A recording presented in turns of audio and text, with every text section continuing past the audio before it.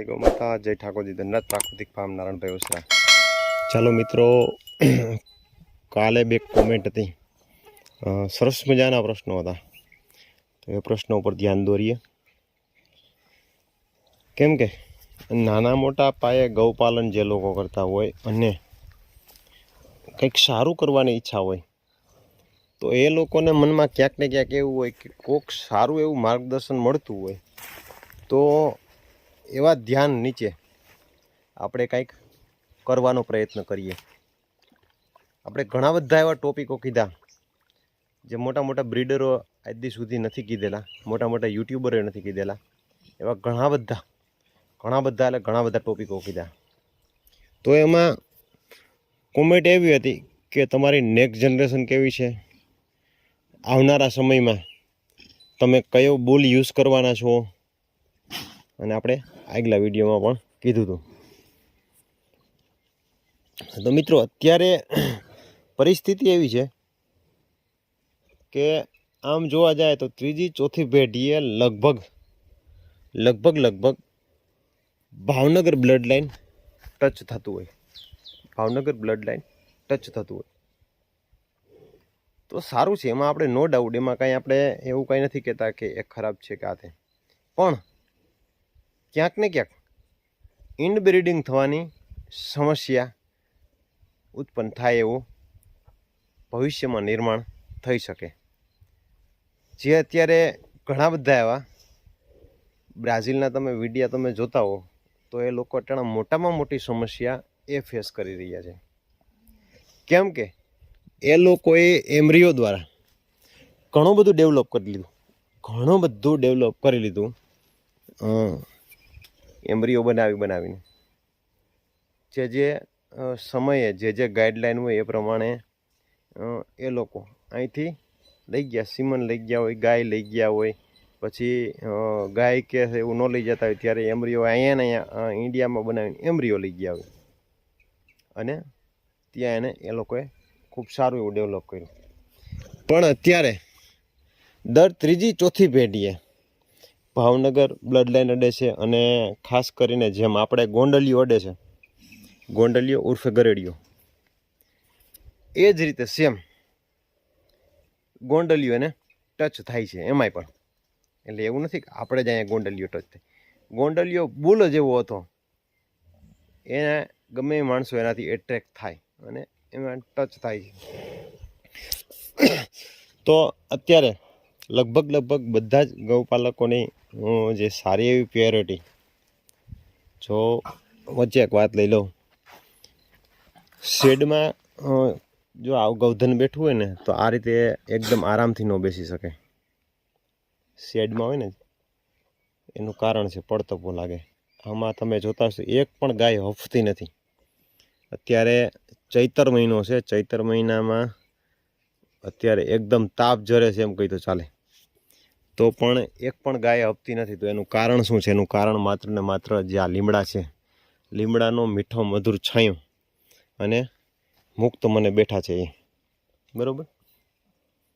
તો આ રીતે ભલે આપણે 2 ગાય રાખતા હોય, 4 ગાય રાખતા હોય, 2 ગાય રાખતા હોય, તો 15-20 ફૂટનો એ રીતનો સ્પેસ બનાવી લેવાનો, છૂટું રહે એવું એક બનાવીએ આપણે, તો સરસ મજાની માતાજીને મજા આવે, આપણે કામ ઓછું થાય, એને આઝાદી દઈએ। એટલે આવી બધી વસ્તુ ઉપર ફોકસ કરીએ તો સારું રહે, અને ગાય તંદુરસ્ત અને હેલ્ધી રહે। તો જે સરસ મજાનું બ્રીડિંગ ઉપર કામ કરવા માગે છે, ભવિષ્યના ફ્યુચર માટે સારું બ્રીડિંગ અને સારું ગૌસંવર્ધન થાય, તો એના માટે થઈને તો આપણી નેક્સ્ટ જનરેશન વિશે પહેલાં વાત કરીએ કે આપણી જે પાછલી જે આપણી ઉત્તરોત્તર છે એ, અને એ પછી આપણે નંદી વિશેની વાત કરશું। જો આ અમારી બેઠી એ અમારી પહેલી ગાય છે, આ આપણે વાછડી પારેલી વાછડી, કેવી સુંદર મજાની ગાય છે, આને કોઈ બજારમાં મૂકી દીધી, સરસ મજાની વાછડી આપીને, સરસ મજાની એકદમ નિર્મળ અને પ્રેમાળ સ્વભાવવાળી છે। પછી આ માતાજી આપણે પૈસા દેતા ન જડે એવી ગા ફ્રી ઓફ, પણ આમાં ઇન્વેસ્ટમેન્ટ કરવું પડે, સમયનું ઇન્વેસ્ટમેન્ટ કરવું પડે, ધીરજનું ઇન્વેસ્ટમેન્ટ કરવું પડે, અને બીજી બધી વસ્તુનું ઘણું બધું ઇન્વેસ્ટમેન્ટ કરવું પડે।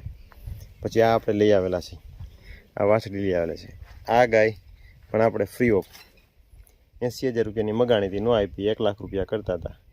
પછી આપણે એમાં ધીરજનું અને સમયનું ઇન્વેસ્ટમેન્ટ કરવાનું છે. ગરેડિયાની વાછડી, ગરેડિયો ઉર્ફે ઢોલીનો, બરાબર. અને આ આપણી ઘરની વાછડીઓ છે. આ વાછડી બેઠી, આ મિશ્રીની વાછડી છે રેવતી એ. પછી આ આપણી સરજુ. ફોટા તો આમ તો આપણે ઘણા બધા મૂકેલા વિડીયોમાં બોલેલા, અને એ આપણે પેલી આપણી વાછડી જે આપણે લિયા બાંધેલી છે, રખડી મૂકી દીધી એની. અને આ ગાય એ પણ આપણે એમનામાં આવેલી છે, ગિફ્ટમાં આવેલી છે. તો આપણી જે નેક્સ્ટ જનરેશન છે, આપણે મિશ્રીના ઘણા બધા વિડીયો મૂકેલા છે, ઘણા બધા. તો આપણે આ પાયલની વાછડી મિશ્રી, અને મિશ્રીની વાછડી રેવતી અને શ્રી. તો હમણાં તમે બધા લોકો કહેતા હશે કે શ્રી કેમ નથી દેખાતી. શ્રી હમણાં થોડાક તોફાન કરવા માંડી છે, એટલે અંદર રાખીએ છીએ એને. એનું કારણ છે કે બધી ગાયો બેઠી હોય કે ઊભી હોય, ગમે એવી માથા મારે, પછી બીજા નંબરમાં મન થાય ને ફીડિંગ કરવા માટે ચોટી પડે છે, ખાવા નથી દેતી નીણ. હવે ટૂંકમાં વધારે પડતું ઓલું કરવા માંડી. અને આ વાછડી પણ આપણે પાયલની છે, એટલે કે મિશ્રીની બેન. અને મોહનની, ડાયરેક્ટ મોહનની વાછડી, ડાયરેક્ટ મોહન ભરતભાઈ ઝાલાવાડીવાળો. આપણે પોતે જ ભરતભાઈ ત્યાંથી સીમન લઈ આવ્યા હતા આપણા હાથે જ. અને જ્યારે 1000 રૂપિયા ભાવ કરી નાખ્યો હતો ને ત્યારે આપણે લઈ આવ્યા. અત્યારે 25,000 રૂપિયા સીમનનો ભાવ છે. આ ડાયરેક્ટ મોહનની વાછડી. અને આ જે રેવતી છે મિશ્રીની વાછડી, એનો બાપ છે હરિ. આપણે આગળ ઘણા બધા વિડીયો મૂકેલા છે. અને હરિનો બાપ સ્વામિનારાયણ કુંડળ મંદિરનો શ્યામ. અને આ પણ આપણે હરિની વાછડી છે. આ પણ આપણી ઘરની છે. એટલે આ આપણી નેક્સ્ટ જનરેશન કેવી લાગી તમે જરૂર કોમેન્ટ કરીને જરૂર કહેજો, ચોક્કસ, કે આપણું જે આપણે વાત કરીએ છીએ જે ગૌસંવર્ધન ઉપર, એમાં કાંઈ સારું એવું લાગ્યું કે નહીં. પછી હવે વાત આવે છે મેન મુદ્દાની, કે તમે આવનારા સમયમાં બુલ કયો યુઝ કરશો. આવનારા સમયમાં ઈચ્છા હજી એવી છે કે આમાંથી એકાદો વાછડો રાખશું. એટલે કે જે આપણે હજી તો આમાં બધે ડાયરેક્ટ સીધો રુદ્ર ચાલુ છે, બરાબર. અને ભદ્ર આપણે ચાલુ નથી. એટલે કે હજી રુદ્રની વાછડીઓ આવશે, એમાં ભદ્ર ચાલશે. અને ભદ્રનો એકાદો વાછડો આપણે અત્યારે આમાં આપણે કેટલી 1, 2 અને 3માં મૂકેલો છે, બરાબર.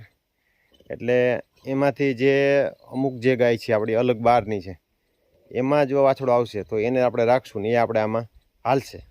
એટલે કાં એમાંથી તૈયાર કરશું. એટલે એક તો હજી એક રાઉન્ડ તો હજી આમાં આપણે ચાલશે.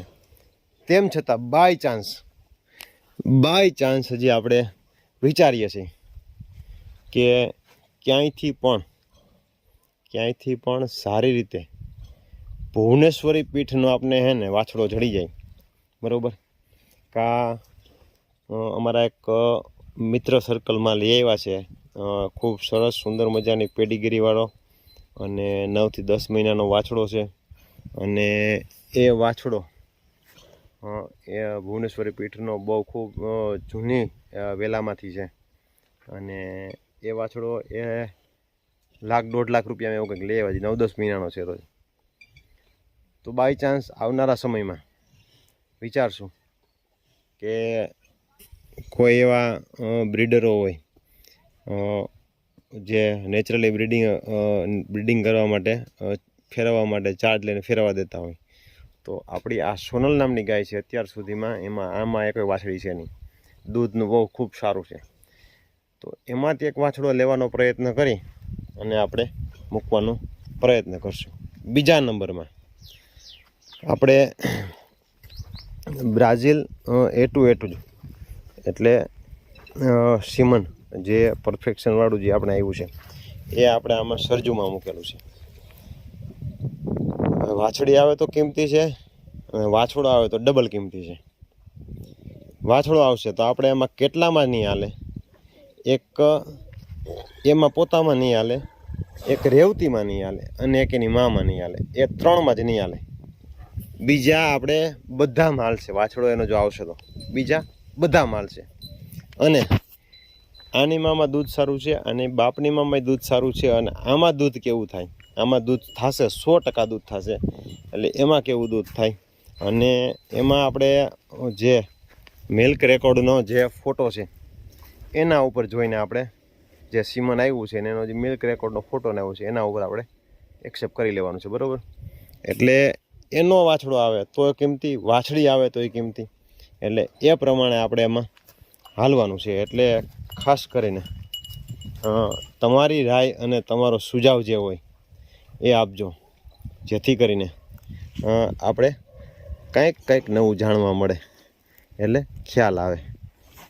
આપણે તમે આમ જુઓ તો આપણે ભદ્ર છે ટોટલી રીતે ફિટનેસવાળો, મૂત્રાની ફિટનેસ, પગની ફિટનેસ. અને હું તમને એમ કહું કે આ ભાઈ છે ને મને એટલે સામે છાતી સામે હાઈટ સામે પહોંચે, છાતીની સામે હાઈટ સામે પહોંચે.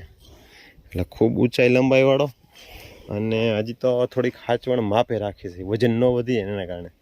નહીંતર આવનારા સમયમાં એવું થાય વજન વધી જાય ને તો પછી ફાલવામાં તકલીફ પડે અને બીજી બધી ઘણી બધી સમસ્યાઓ થાય. એટલે મર્યાદિત આપણે સાચવીએ. તો ચાલો આપણે જે 2-3 કોમેન્ટ હતી એ બધા મુદ્દાઓ લઈ લીધા છે. તો જરૂર કોમેન્ટ કરીને જણાવજો અને આપણા વિડીયોને શેર કરજો. અને આપણે જે આ માતાજી છે આ હાઈટ ગજ્જું પૂરું કરશે, કેમ કે આ અત્યારે બે બહુ એટલે બહુ જે ફાઈલી અને એ પછી જે હાર્ડ પકડ્યું, એટલે હજી તો બચવું આપશે પછી હાર્ડ પકડશે. તો ખાસ આપણે એ જોવાનું છે કે આપણી આ માતાજીને શું આવે. આમાં આપણે ભદ્ર મૂકેલો છે રેવતીમાં, બરાબર. અને આમાંય આપણે ભદ્ર મૂકેલો છે, આમાંય ભદ્ર મૂકેલો, આમાંય ભદ્ર મૂકેલો. અને પહેલી સામે દેખાય ને, પહેલી સામે ઓલી બાજુ ગરેડિયાની ઓળખી, એમાંય આપણે ભદ્ર મૂકેલો છે.